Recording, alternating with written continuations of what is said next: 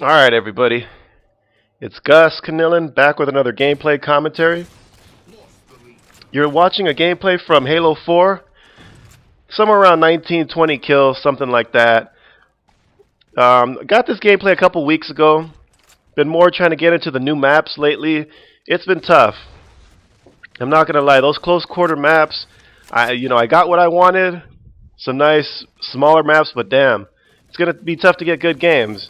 Like I mentioned in my review that I did on the map packs, I'm going to have to change up the guns I use because I'm used to using the DMR, primarily switching it up, with the assault rifle. Here I might have to start off with the assault rifle and go with that. My aim isn't all that great, so when you're up close trying to get a precision kill with a, Covenant carbine or DMR, shit, even the battle rifle, it's difficult. At least it has been for me. I'm going to continue to play, but it's been tough, so it might be a while for me to get a decent gameplay for you guys. We'll see how that goes. But anyway, just been enjoying it. Haven't been playing as much as I'd like to. I've been kind of sick. Finally got a day off yesterday, so I'll be getting back into it. Hopefully putting more videos out for you guys. But what I want to talk about today, what this commentary is about, is after a week off, I've been thinking about the Halo 4 is better than Black Ops 2 series. And I'm going to continue that today.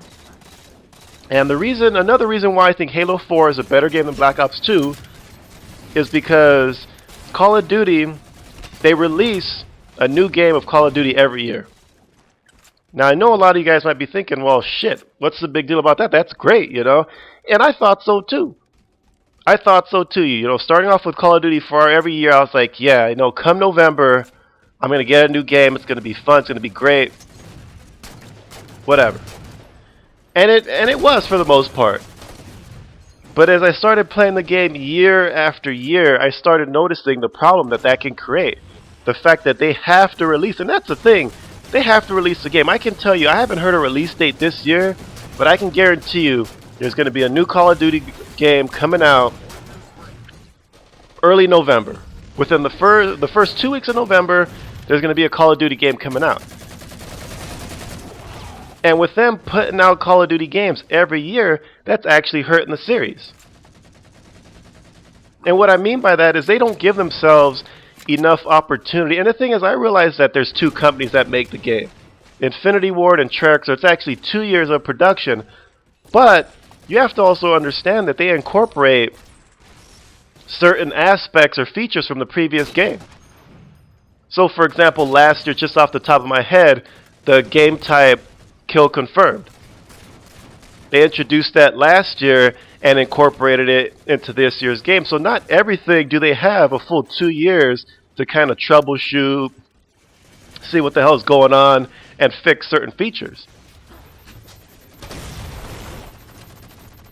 If you guys can remember back in the Ghost Pro days, how long Ghost Pro came down, it was a horrible perk in Black Ops, the original. Because people were able to hide in corners, their name didn't show up, they would just be able to hide in a dark corner. You couldn't even see them. Before you knew it, you were taking bullets and you were done. And the following game, yeah, they worked on it a little bit. They changed it a little bit with Assassin, but it was still overused, it was still overpowered. And then finally 2 years later, with the second release of Black Ops, they did a good job and finally fixed it. But it took them 2 full years in order to make the Ghost perk to where it wasn't overpowered, to the point where it wasn't dominating the game. Now they finally decided to make it so that you have to move around in order for Ghost to be effective, to where you're not showing up on the map. But how long did it take them to make this change? And that's the thing with them releasing a game every year. Yeah, it might be fun and it might be exciting, but it's not giving them an opportunity to fix the issues that they're having with the game.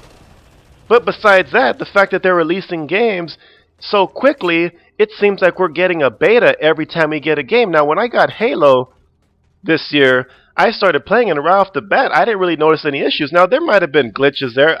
Honestly, I'll tell you, if there was a problem, if there was someone, glitching and doing all kinds of weird shit, I'd let you know, but I haven't really encountered that.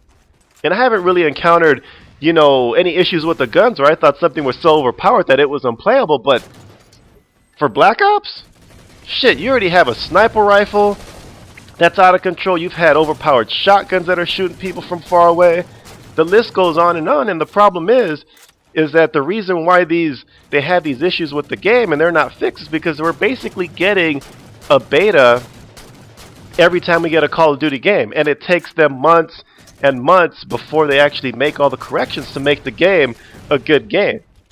Now, I have no doubt that eventually Black Ops 2, now Modern Warfare 3, I was just so frustrated with the shit that I never played it again, but I bet if I went back on it, it would actually be a fun game. And that's the thing, is that eventually they get these problems worked out, but they usually get them worked out toward the end of the life of the game.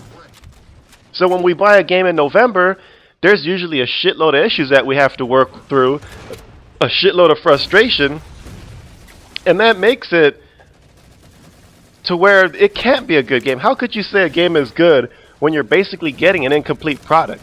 You're getting a product that isn't finished. You're paying full price for a product that's defective. That, yeah, you're gonna, have these guys that can get a shitload of kills, but that's not the point I'm trying to make. Yeah, I could do that, but the thing is, you're still going to be encountering bullshit that shouldn't even be in the game, that should be addressed. And like I said, Halo, right out of the box, it was ready to go. Now, have they made updates? Yes, they have, but I've been having fun with the game and very little frustration since day one.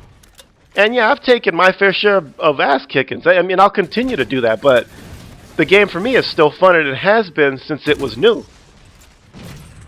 But since I've played Black Ops, I was a little bit late, but I've been watching clips. I've known other people that have played it. They had to deal with the frustration of, lag and overpowered sniper rifles, overpowered shotguns, the FAL being overpowered. So, in a nutshell, the fact that we're getting a game every year from Call of Duty isn't a positive. We're receiving an incomplete product, paying full price, and the game finally runs good when we're about to buy a brand new one. And this year was no exception. It's the same thing. We spent $60 on a product that's incomplete, that's probably not going to play good for another 3-4 months, and by that time we'll be preparing to get the next Modern Warfare or whatever the game's going to be. So anyway, I'm out of time here. That's Gus Canillin. Halo 4 is a better game than Black Ops 2. I'm out.